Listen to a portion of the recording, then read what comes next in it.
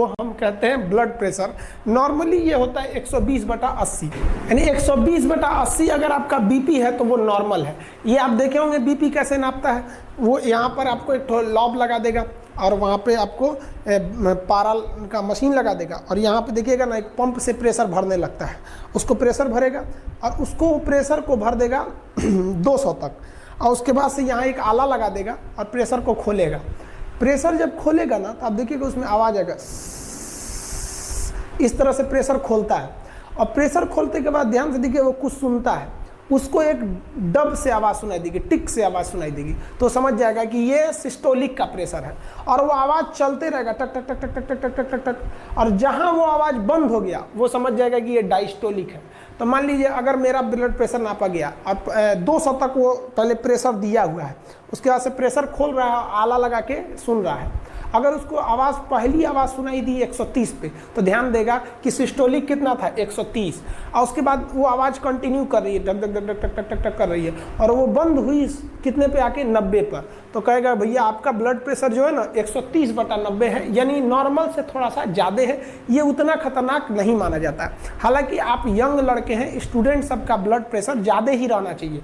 BP ज़्यादा रहेगा ना तो आपको काम करने में मन लगा रहेगा, और कम रहेगा ना तो देहात में बोलते हैं ना, दहिया भरियाया लग रहा है। भरियाया नहीं है भाई, बीपी लो है।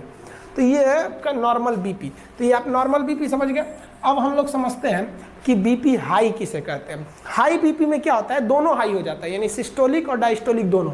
ये 150/90 हो जाता है या 150/100 हो जाता है, तो वो क्या हो जाता है, हाई बीपी में चले आते हैं लोग। हाई बीपी को हम हाइपरटेंशन भी कहते हैं। बीपी हाई हो जाना भी खराब चीज़ होता है, उसमें भी बहुत ज़्यादा बीपी बढ़ जाता है, हार्ट वगैरह पे इफेक्ट पड़ता है उसका। प्रेशर ज़्यादा हो जाएगा तो हार्ट अटैक का खतरा हो जाता है। और अगर लो बीपी यानी लो ब्लड प्रेशर देखेंगे तो ये 120/80 से घट के कितना हो जाता है, 100/60 हो जाता है। लो बीपी भी खराब चीज़ है।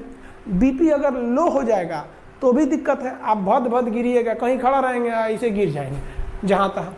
तो ये बीपी को ना बढ़ना सही है ना घटना सही है, बीपी को नॉर्मल रहना चाहिए। इसके लिए दवाइयाँ आती हैं सब। अगर बीपी लो हो जाए तो बढ़ाने के लिए फल फूल नमक वगैरह खाइए, ज़्यादा बढ़ जाएगा। हाई हो गया तो नमक तेल मसाला गर्म चीज़ कम कर दीजिए, लो हो जाएगा।